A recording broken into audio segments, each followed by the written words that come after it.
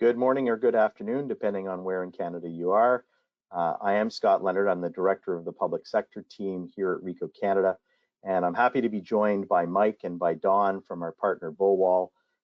Thank you for investing the next 45 minutes with us. So what we're going to be discussing is really the growing threat that exists from ransomware and how a ransomware containment solution can help mitigate damage should ransomware penetrate your outer defenses. We're going to do a detailed demonstration of the Ricoh RansomCare solution and show how it really complements the type of investments you've already made in infrastructure. And then we'll finish up, as Benoit mentioned, with a Q&A period. We've all seen the sobering statistics that are in the news all the time about the impact of cybersecurity, and Canada is not only not immune to it, but is actually one of the most targeted countries globally. In the end, about 75% of ransomware attacks end up with data being encrypted on the target's network, and that's how they're demanding you ransom from you so that you can get your data back. And to date, the largest ransom demanded was $20 million of a Canadian municipality. So the financial impact of a ransomware attack is fairly significant.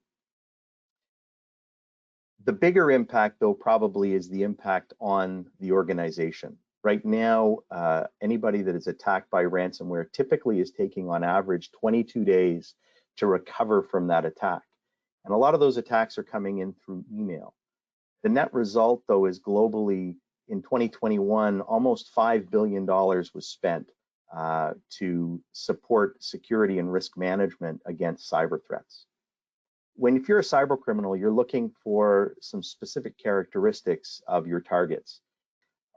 One of the things they're looking for is an organization where their reputation is critically important to them, because that's more likely that that organization will actually pay the ransom. Nobody wants to be on the front page news or on CBC. They're also looking for organizations that contain a lot of sensitive data. They're looking for organizations that have limited resources that they've put towards a cybersecurity infrastructure. And so very often cybersecurity, because there's not really a view that perhaps there's a threat, isn't really being invested in. And then lastly is low awareness among staff. Again, 1 of 6,000 emails coming in has a threat embedded into it and is infected. And if your staff isn't aware of that, they can easily be the entry point into your network. So it's only getting worse. In the first half of 2021, there were over 300 million ransomware attacks reported, which was more than in all of 2020. And so in a study done in the Canadian marketplace, 17% of Canadian organizations surveyed admitted to having had a ransomware attack. And that's low, probably, as compared to what really is happening. And 68% of Canadian organizations expect to be a victim of ransomware. Right now, the average Canadian ransom being demanded is about $200,000. But again, that's just the tip of the iceberg, because it's the remediation that actually is where the biggest costs are. All these cyber threats are really causing the Canadian government to take action and to, they've started building playbooks for Canadian organizations to defend against cyber attacks. There have been public urgings to Canadian organizations to prepare and to take action and to arm themselves to prevent it. We're constantly seeing potential threats being advertised, and most recently, the Canadian government has put in a cybersecurity bill, and it's there to design to have a mandatory requirement of reporting of ransomware and other attacks on infrastructure, because today it's really voluntary, and so the size of the threat is actually much higher than we all know about. So how can you address that? There's really 3 steps in addressing the risk associated with cyber threats. The first is awareness, then there's prevention, and then lastly is mitigation. And it really takes a strategy where you've got all 3 components to make this work. From an awareness perspective, it starts with a security assessment. understanding what you're doing well, understanding where the gaps are, and Ricoh IT services can definitely help with those. The next is employee cybersecurity training. As I mentioned, 1 out of 6,000 emails contains a threat. And if your employees are not aware of how to avoid allowing a ransomware attack penetrate the network, then they become really a risk factor. So you start with awareness, then there's prevention. That's probably where most of the money is being spent today. Whether it's endpoint protection with things like antivirus, network security with firewalls, access control, those kinds of things, or investing in expert management, managing the threat and constantly monitoring the threat, that's probably where most of the efforts are being put. With ransomware, it's not really a question of will you get attacked and will it get through, it's really about when. And that's where the last step becomes important, the mitigation piece, because once ransomware gets through the awareness and prevention layers, you now need to deal with it. And how are you going to deal with it? So that's what RansomCare is. Ricoh RansomCare is your last line of defense.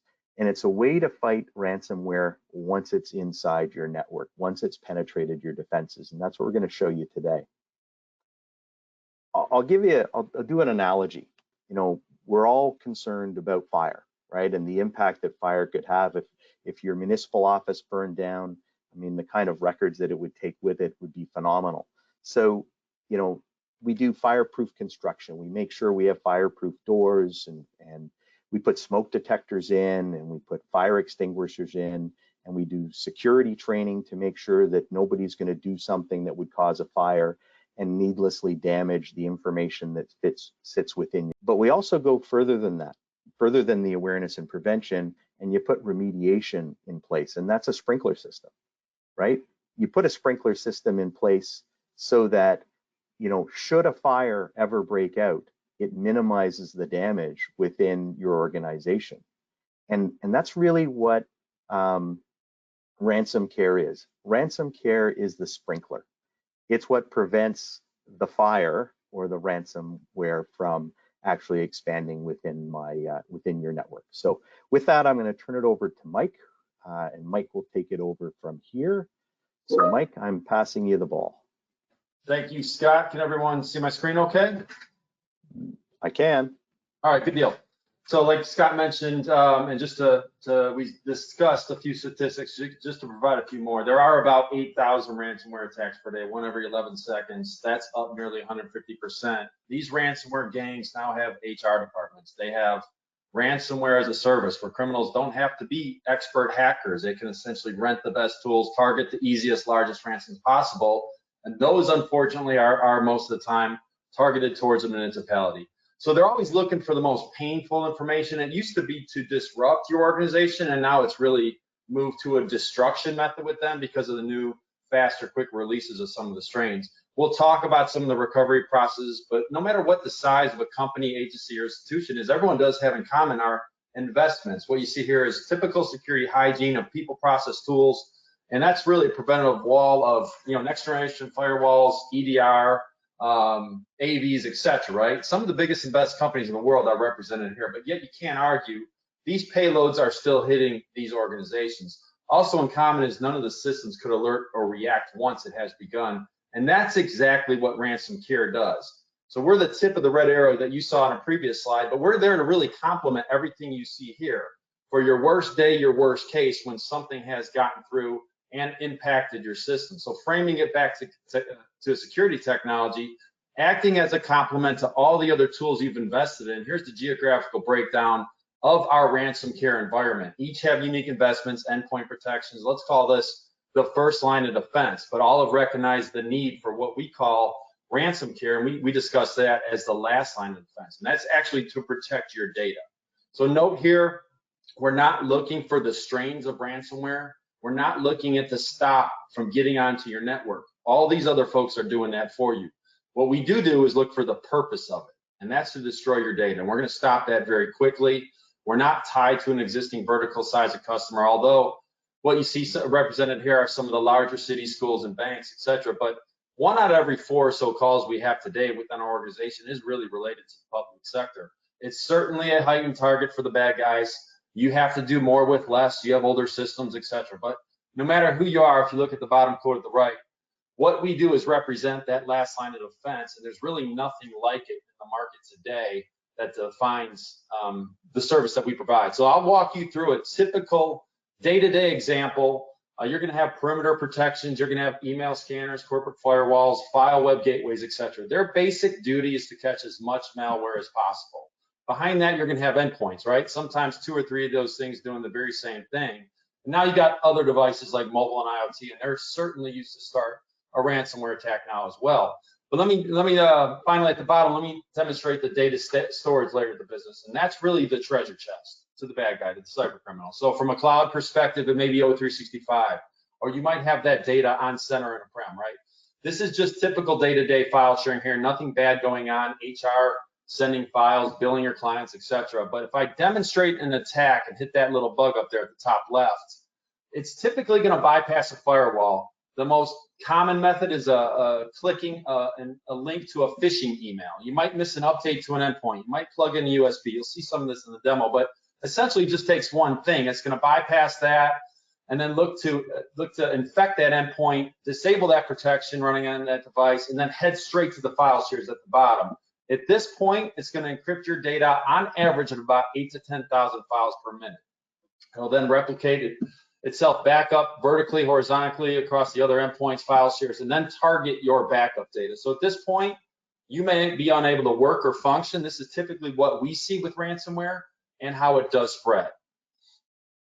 So when a ransomware outbreak begins, it's really dominoes, right? We talked about 8,000 to 10,000 files per minute encrypted at a very, very fast pace. These questions here, any organization will need to answer once a breach has taken place and the encryption has begun. Which files have been encrypted and where are they located? Is it on your data center and prem, or is it in the cloud? What's in those files? Do you have personal identifiable information? Do you have planning records? Do you have litigation, etc.? That may move beyond just a ransomware attack to a full-blown compliance issue. We also have to understand where the attack started. We call that the entry point, patient 0. Related to that question is which files will need to be restored. This is a very important, potentially very costly from a restore perspective without RC. You may feel the pain of working with third-party consultants, double-clicking through each file to see which one's impacted, determining the payloads, remediation services, and etc. Very costly and painful. And then lastly, as cybersecurity warfare has increased, so have the reporting responsibilities. Scott mentioned the new act that you guys passed. I think it was just 3 days ago, Scott.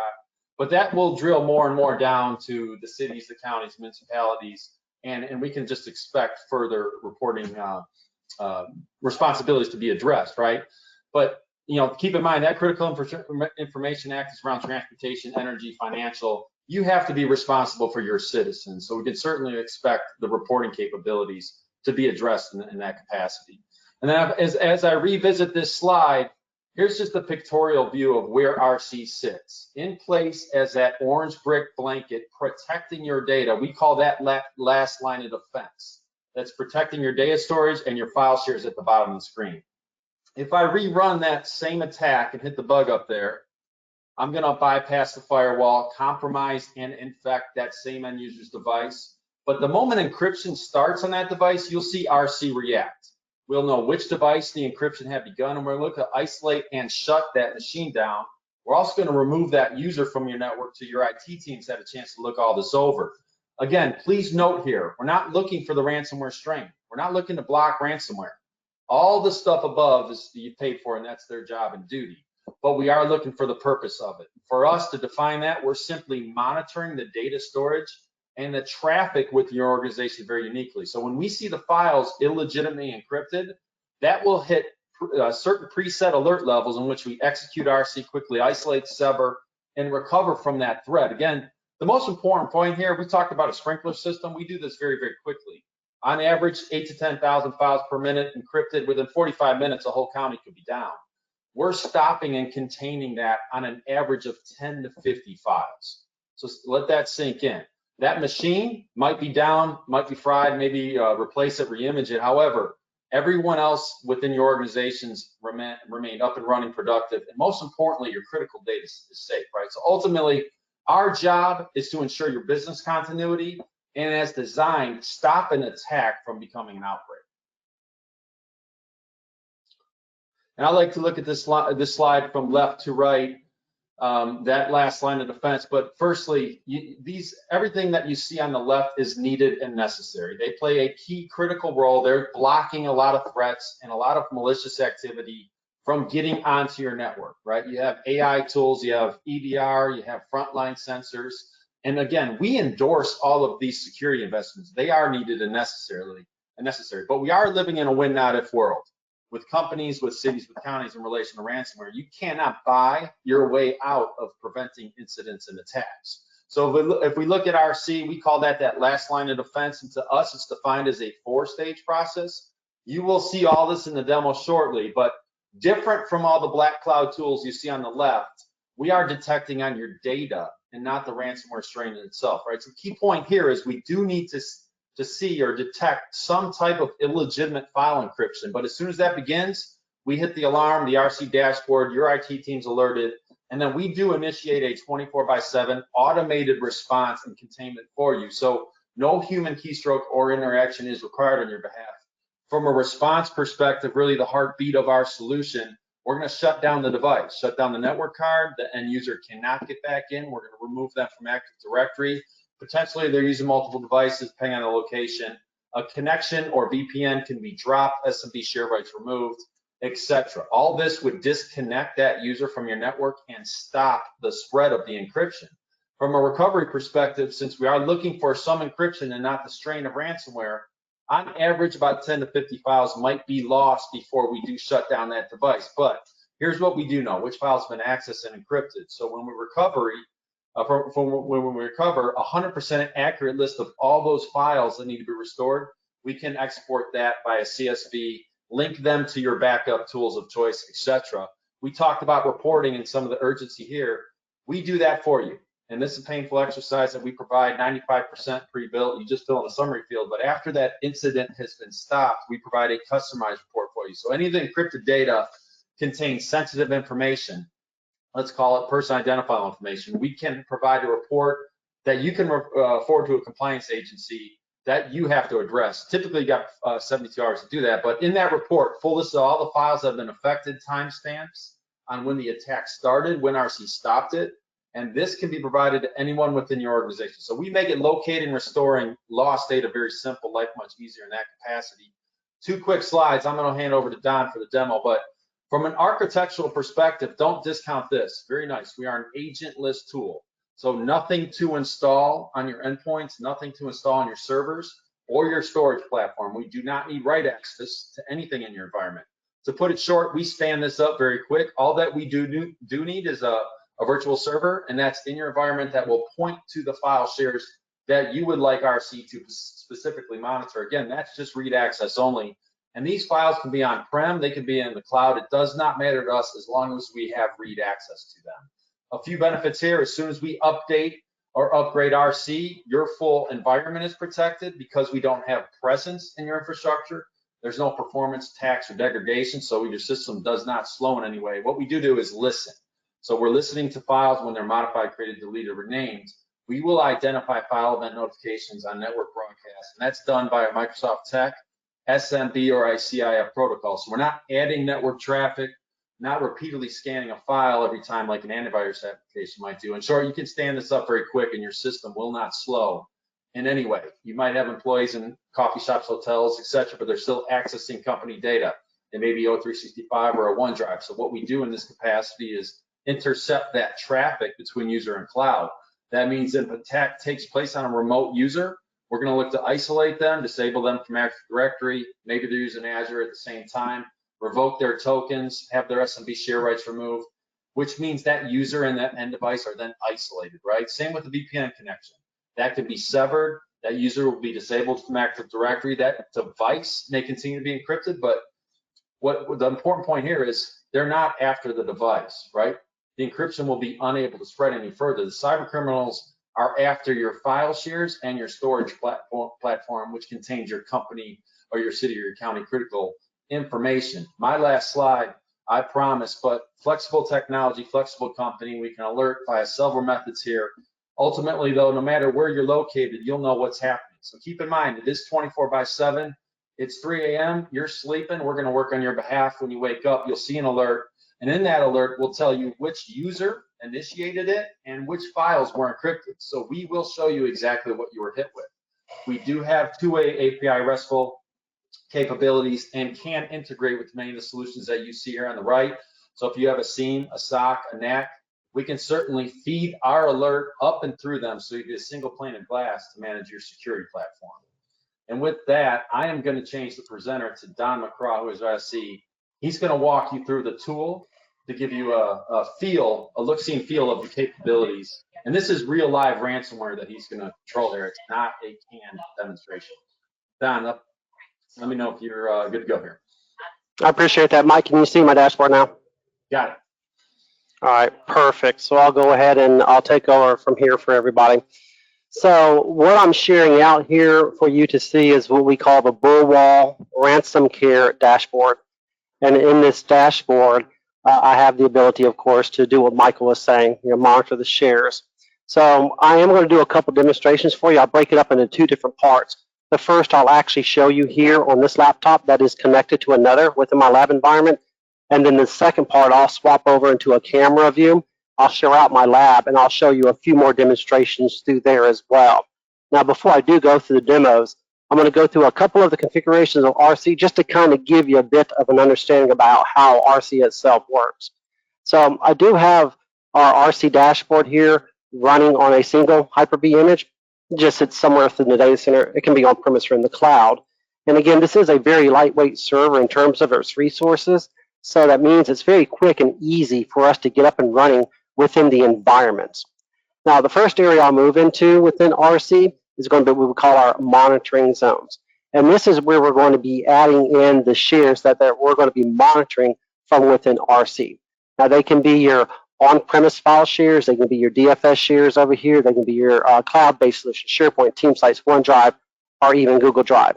And to add these shares in, we enter them into this bar here. We can add them one by one, or we can bulk load them. But once they have been added, they do appear in our window down here towards the bottom. Now, RC only needs to have the top level share. It's automatically going to monitor everything underneath that top level. And RC also only needs to have read access, as Mike was mentioning earlier, to perform its job here. One important thing to keep in mind is RC is not recursively scanning your file shares the way that endpoint solutions typically do. It's just going to monitor. It's just listening in for those file event notifications that already exist within your network. Now, I'm going to swap right back to our dashboard, and I'm going to go ahead and simulate some traffic here just so you can kind of see what it would look like if it was live within your environment. So right here is what we call our live log section. Again, it's just a simulation of the users doing the day-to-day type activities. They're modifying, creating, deleting, and they're also renaming files. And as they're doing this, RC is listening in for the file event notifications. So once RC sees someone access one of the files, it goes in and takes a very quick look at the heuristics of the file. And again, it's just looking to ensure there's no illegitimate encryption taking place. So as soon as RC is satisfied that everything's okay, it's right back out again. RC will not impact your users' assets in the files. It's not going to have any impact on your network traffic either. Everything that you see in this live log section here is just pre-existing data already within your network. So this means RC will not add any extra overhead to your network traffic at all. Now, I mentioned earlier I do have a laptop that I'm connected to. So I'll go ahead and bring that laptop up for you. And you'll notice that I actually have in the background here a file share open as well. RC is monitoring that file share. So anything I do, modify, create, rename, delete a file, RC is going to take a look at it just to ensure there's no illegitimate activity or encryption happening. I'll go ahead and open up one of these files so you guys can see. I do have some data in here, just one of the images that we had in our presentation. But if I take this file and I try to rename this extension, and I'm going to give it a known bad extension called lockbit, we'll see how RC picks up on that. So I'm just going to rename it again to a lockbit. I'm not actually encrypting it or anything like that, just giving it a rename just to see how RC is going to pick up on this. So if I go ahead and tell it yes, make the change for me, we'll see in the background, RC has already picked that up for us rather quickly. Now you can see our alert status here, it has already gone up to 25%. And we can come down and take a look at the breakdown of what has happened. RC is telling us that it's a known bad extension that's come in. It tells us what user, John Doe, is my user that created this. and I can actually see the on-prem server he's connected to. Now, if I come over here to my event log, I have a little bit more detail as well. Again, it's a known bad extension. It's my John Doe user, and I actually have the full path of where this file is located and what it was renamed to. Now, RC is not going to take any additional steps at this time because it's just one file. But if I did see 4 or 5 or 6 of these files come in rapid succession, we would begin to shut the user down, isolate them, and remove them from the network. But since it's only one, it just gives the IT staff a chance to go have a conversation with the user and ask them, hey, what's going on? You also might notice that our alert status is starting to drop down, and that's simply because we have no more coming in. If I did have a number of files coming in rapid succession, our alert status would start to jump up until we hit 100% here as well. Now, what I'm going to do is I'll reset my dashboard real quick. I still have the traffic coming in here, but I'll swap back over to that same laptop again. Now, this time on this laptop, I do have an application that has ransomware that we have collected over time. Now, this is real live ransomware. It will deliver its payload. We have cleaned it up just a little bit. It's not going to go where I don't want it to go, and the worming capabilities have been removed. Now, for the demo here, I'm going to run one called DMA Locker. It's been around since about 2016, 2017. Pretty devastating. It does encrypt up to 10,000 files per minute. This one also does not change the extensions of the file. It only changes the heuristics of the file itself.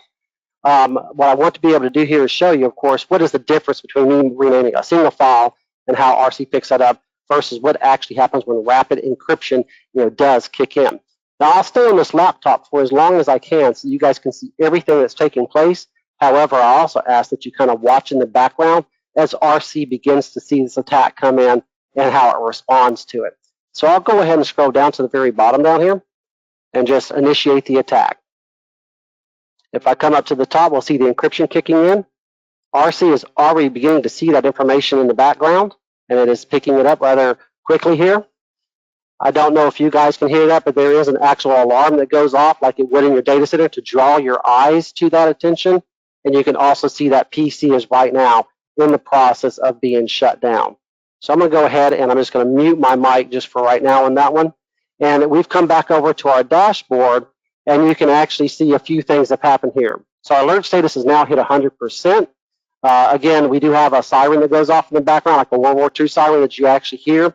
And then right before we swapped over, you guys saw that PC was in the process of being shut down. Now, also, if I go into Active Directory here and just hit a refresh real quick, we can see that our John Doe user, he's been disabled within Active Directory as well. I do need him later, so I'm just going to re-enable his account for the time being. But this just shows you, these are just 2 of the isolation steps that we can carry out into response of an alert like this. There's a number of isolation steps that we can use. We're not limited by any means here.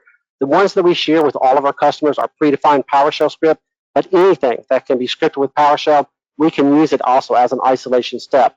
But Mike also mentioned we do have that 2-way RESTful API. So that means we also have the ability to integrate into existing solutions that you may have that you might want to use as an isolation step as well. So we can take a look at the breakdown again. It's mismatch heuristics we picked up on. It's still our John Doe user. I can see the server he's connected to. If I come over and I take a look in our event log, there's a few things I can see. One, some of the PowerShell scripts we used in the background that actually shut the user down and isolated them. And 2, I can actually see the files that were being encrypted that generated my alert and helped me get up to 100% here. Now, the way that RC works, as Mike mentioned, we do need to see a small amount of encryption before RC will react. But again, our reaction time is so fast that the number of files that are usually impacted, it's kept to a minimum. And that's anywhere between 10 to maybe 50 files. With the breakdown looking here, we know our John Doe user here, he's going to experience a bit of downtime, right? He has been isolated. He also has encrypted data on that device. But the worst case scenario is the device might need to be replaced or re-imaged. But the rest of the users, maybe more important, the rest of your data within your environment, it's very much intact and it is up and running. And that is the continuity that RC gives us here. It does allow us to isolate this troublesome user, or if you're being attacked by multiple at the same time, we isolate them all at the same exact time, while everybody else within your environment, they're up and running, and it is business as usual for them. Now, I'm going to swap over to that last phase that Mike was talking about called recover. And in here, you can actually see this is the alert that came in. So I'm going to go ahead and hit show files here. And over here, you can see we have 490 files. Well, that's not how many were encrypted, but that's how many were in play across the network and the user base at the time of the attack. But remember, I do know it was John Doe that actually initiated my attack. So if I do a sort or a filter on John, I can see I only have 27 files here. So if I click on my little checkbox here, I have a few options now. One, I can export this into a CSV so we can go and recover those 27 files for the user, help get them up and running as quickly as possible. But maybe you had a breach, right? Maybe you had PII information that was leaked out that you have to report to whatever governing body. Maybe your C-level would like to see this information. For each and every attack that you receive like this, you also have a minor incident report that is generated as well. Now, this report is fully customizable. We can add in whatever logos, we can move fields around, but maybe what's more important is 99% of this report is already filled out for you. The only thing that is not is the summary. But remember, RC gives you the breakdown of what's happened, so it's really simple to enter that data. But we do have the start and the stop time of the attack. If I come down, I can actually see how many endpoints were attacked, how many files were encrypted, who initiated the attack, the IP of their machine, and I also have a summary of the files that were encrypted. Now, if I go even further down into the appendix, I have a full listing of the files that were encrypted. So really all I have to do now is print this off, sign it, scan it back in, send it off to whomever would like a copy of it, and then we can do what's more important, which is focus on our user, help get them up and running, and clean our environment as quickly as possible. So what I'm going to do right now is I'm going to go ahead and I'm going to stop our traffic that's coming on the live log. I will reset our dashboard again, and I'm going to move this into my lab environment. All I ask is if somebody can please let me know as soon as they can see my camera view show up, and then I will go ahead and begin a few more of the demos through there as well. So give me 1 second here. Here comes my camera. And can everybody see my lab environment? Can you see me okay? All right, perfect. So we do have our lab environment behind me. I'm going to go ahead and just move my mouse over so I can control everything from this side as well. And again, I just stopped the traffic. It's still running in the background, just no live traffic coming through at the moment. And you can see I have a number of laptops, and I'll introduce them to you in a second. Now with the RC, when it comes to your shares, we can do a couple different things. We can put kill switches in place like I did for our John Doe user here with the attack taking place, but maybe you have certain shares that are sensitive. You don't want us to shut anything down, but maybe just notify you of what's going on. Our solution, we can customize it for you and make sure we meet your needs when it comes to that. Now, speaking of monitoring, again, I have these laptops behind me, and I'll introduce them real quick. My first laptop here, it is protected by Sentinel-1. I am connected to an on-premise file share, and RC is monitoring that in the background. My second device here is protected by McAfee. I am connected to Google Drive on this device, and RC is also monitoring that one in the background. And then my final device here is protected by Microsoft Defender. I have my OneDrive on this device, and RC, again, is monitoring that one in the background. So when it comes to our cloud, such as our Google and our OneDrive, works just a little bit differently. Again, we're not recursively scanning your file shares the way that endpoint solutions typically do. We're basically looking every 10 seconds for the delta changes coming in. So as we see those changes that come in, we'll take a look and see, do we have any illegitimate encryption happening as well. Now, depending on how fast my network is today at the home, typically I see it synchronized from my local Google Drive or my local OneDrive up in the cloud. It's about 30 seconds to a minute. After that time, RC starts to see the traffic coming in, and then we'll analyze it and see what actions it might need to take. I'll start with our Defender PC, our OneDrive. On this one, I'm going to run an attack called Babook Locker. It's a little bit more recent. It came out last year, middle of last year. It was run against one of our police departments. I think they claimed or requested $51 million in ransom. It does deliver up to 8,000 files encrypted per minute, so it's also pretty devastating as well.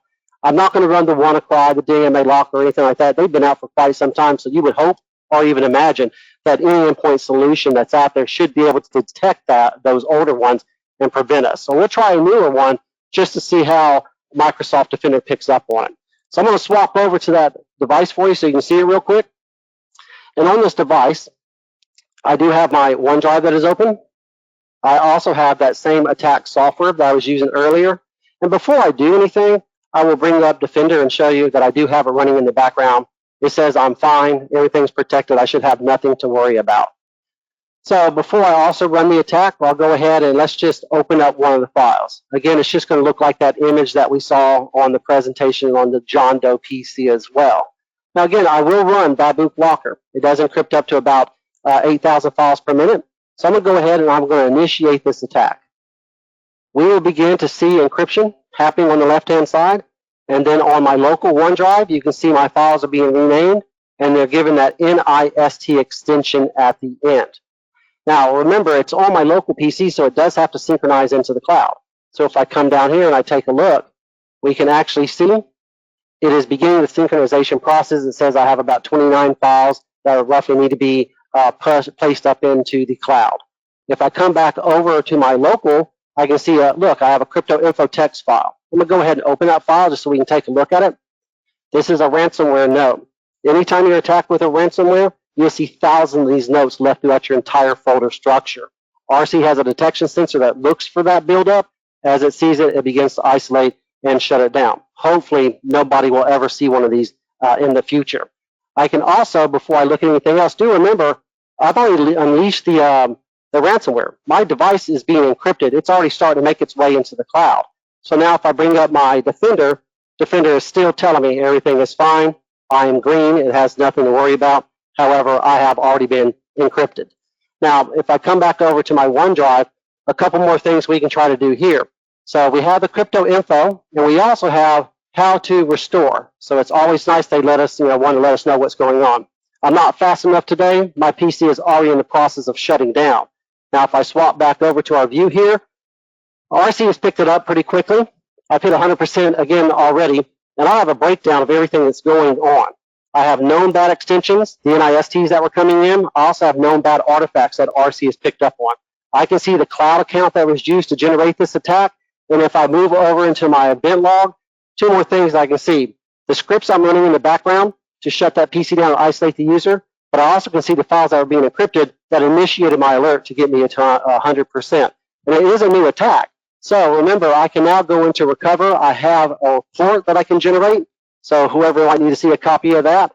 But more importantly, with 100% accuracy, I can tell you exactly what files that this user generated that got encrypted. So we can go ahead and recover those and bring them back from our backup solution as quickly as possible. Now I'm going to go ahead and reset my dashboard one more time. Just clean it up, get everything back to a blank slate. And we'll run our next attack on our McAfee device. Remember, this device is connected to my Google Drive. Runs pretty similar. Now, I'll swap to that device real quick so you can see it as well. Now, on this device, pretty much the same. I do have my Google Drive on my local PC here. I also have that same attack software. And before I run any attacks, I will bring up and show you that I do have McAfee running in the background. And again, it is also telling me I'm fine, I'm protected. I should have nothing to worry about. Now, for this one, I am going to run an older one. I am going to run WannaCry. Again, this one came out around 2016. So you would imagine we should all have signatures that would prevent this one from getting into anybody and everybody. So with this attack, I'm going to run the WannaCry, and we'll see how everything takes place. It does take, again, between 30 seconds and maybe 45 seconds before it actually starts to synchronize up. Once RC sees the synchronization taking place, it looks for the delta changes to see if it needs to respond to anything. So I'm going to go ahead and initiate our attack on this device. On the left-hand side, we'll begin to see encryption beginning. If you look over to our Google Drive over here, our files are now being renamed, and they'll be given the WannaCry extension that's associated with this attack. So right before I go and check anything else, remember, it does have to synchronize from my local Google into the cloud. So if I come down here and click on that, you can see that synchronization process is already underway. Now do keep in mind, I just initiated the attack. My local hard drive is already being encrypted. Now it's making its way into the cloud, into the Google. If I come down here and take a look at McAfee, McAfee is still telling me everything is fine. I should have nothing to worry about. Now what I will also do is come back behind the screens here, and we can take a look at some of our files. Again, we have another crypto info that's been left behind. If I open that crypto info up, again, it's just a ransomware note. And you'll see thousands of these left throughout each and every one of your folder structures. They're at least nice enough to let us know that they've hit us, okay? So I'll try to go ahead and move over and see if we can open up. And again, I'm not fast enough. RC's already picked that up. That PC's in the process of being shut down. If I swap back to our dashboard, our alert status is already hit 100%. And if I look at the breakdown one more time, I have known bad extensions, the .WannaCries that came in this time. I can see my cloud account that was used to generate this attack. And if I come over and look at my event log, I can see the PowerShell scripts that shut it down, as well as the files that are being encrypted. And again, it is a brand new attack. So if I go to recover, I have a report I can generate, but I can also identify exactly what files have been encrypted by this user, and we can go recover them rather quickly and help get this user back up and running as fast as possible. So what I'm going to do now is I'm going to go ahead and get ready. I'm going to reset our dashboard, and I'm going to run our last attack in just a moment on our Sentinel-1 device. And this one's going to be just a little bit different because I'm actually going to run it with a cable instead of actually using the software that you're seeing me run in the background, the attack software. So let me go ahead and reset it real quick. I'm just trying to make sure that it's finished bringing everything in from that Google attack that we just did. All right, so this attack, again, I'm going to run with this cable. Looks like your standard iPhone charging cable, and pretty much it is. The only thing it has is a sticker on it that keeps anybody from taking it from me. But what's more unique is there's a chip at this end that our criminals have the ability to program. They can do pretty much anything they want to. More often than not, what we're seeing is they're putting keyboard loggers on here. So when you plug it in, it tracks your keyboard strokes and they steal your credentials that way. Also, we're seeing them put ransomware on here. So when you plug it into your device, it delivers its payload. Now, more often than not, they're putting delay switches in here. So it's not going to deliver the payload immediately.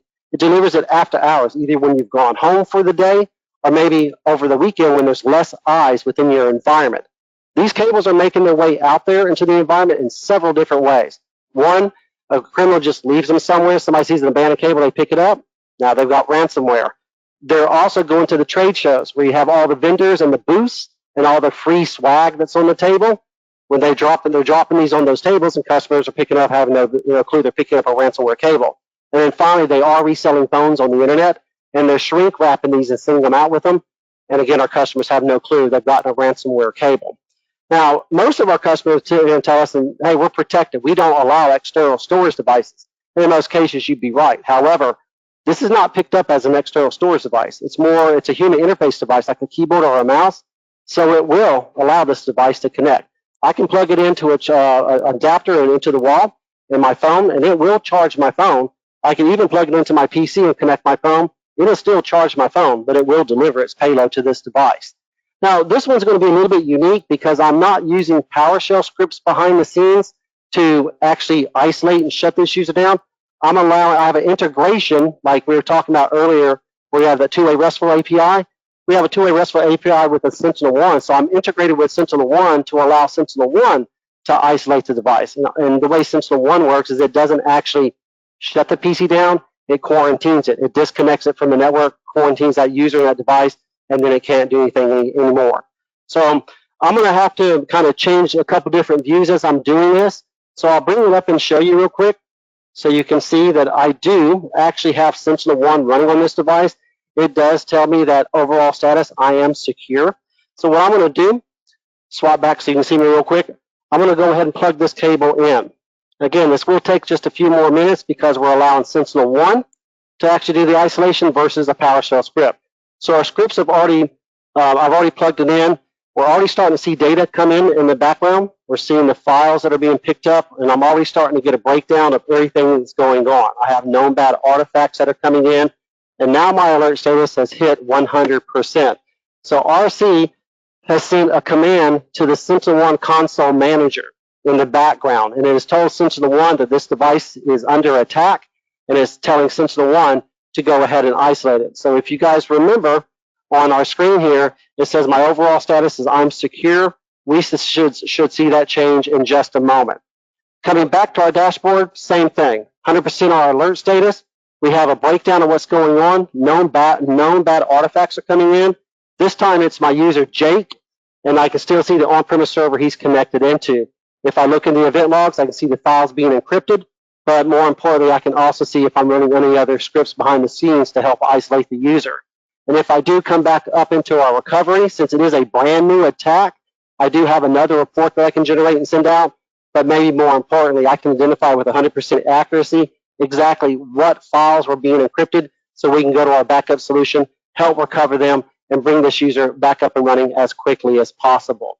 So all I'm waiting on right now is for Sentinel-1 console manager to send the command out to this PC and turn off or isolate this PC and this user from the environment. So like I said, this one was a little bit slower. Finally, I just saw it come through. If I swap back, you can actually see that it's now coming up as saying the endpoint has been disconnected from the network in accordance with our organization. This user, if they try to do anything from this point forward, they cannot. They've been disconnected from the network. They're completely in quarantine. They can't reconnect anything and do anything until they speak to the IT help desk. Now I'm getting ready to turn this back over to Mike and the team, but before I do, I want to leave you with one last thing. As Mike mentioned earlier, we are an agentless solution. We're not putting anything on any of the endpoints at all. But what we all have in common here is each and every one of these PCs are connected to a share in one way or another, either my on-premise file shares, my Google Drive, or my OneDrive. And RC is monitoring all those shares in the background. And I also have PowerShell scripts or different commands in place that allows RC to reach out and touch every last one of these devices to help shut them down and isolate them. So with that said, I'll go ahead and give it back over to Mike. But if anybody has any questions, of course, I will be around to help answer those for you. Really quickly, I want to be respectful of time for everybody on the call. This information is on our website. It's a cost for downtime. If you just average in the factors, you can input the information specific to your municipality, right? So you can kind of get and determine what cost of downtime is specific to your environment. We have several examples there, but on average, 1,000 employee organization might cost you $250,000 per day in terms of productivity and reputational loss of billing, et cetera, right? So there's other factors minus the cost of the employee. There's reputation, there's billing, there's, you're getting your roads up to date, right? Getting your recreation centers up and running. And there's a huge impact beyond just what you see in the news. And we deal with organizations that do suffer a lot of pain in these capacities. So we'd like to spend some time to share it with you. At this point, well, I'm going to finish it up, Damon. If you like what you've heard, you like what you've seen, you want to explore it a little bit further, please reach out to us through Ricoh. But the next logical step here for us is to schedule an assessment test specific to your environment. So it's about 30 to 45 minutes of prerequisite work. We'll get a test client up, get some access to your organization, but we will spend about 2 hours on the day we have scheduled. And in that time, we're going to run real ransomware in your environment. Don't be scared. It's pointed. It's very controlled. It's very safe. We're taking out worming capabilities, but you will see your system react to ransomware strains in itself, right? So we'll run 4 tests with your systems in place and 4 tests with your systems and RC in place. And then from there, you can report on that activity, share with your executive team and so forth. So it's a very powerful exercise. It's a free tabletop exercise. I'd certainly recommend it, but if you have questions, reach out to Ricoh and we can go from there. Scott, at this point, I want to turn it back over to you, and I do want to thank everybody for your time today. Yeah, thank you very much. Benoit, we're out of time, but do we have some questions that maybe some people wanted to hear answers to? No, we currently don't have any questions in the chat. Okay. Well, thanks again. If there are any questions, by all means, feel free to reach back out to us. And thanks very much to everybody for taking the time to listen in on what we had to say. Yeah, thank you everyone for attending. One of our representatives will be in contact shortly to assist you with further information and next steps. Have a great day.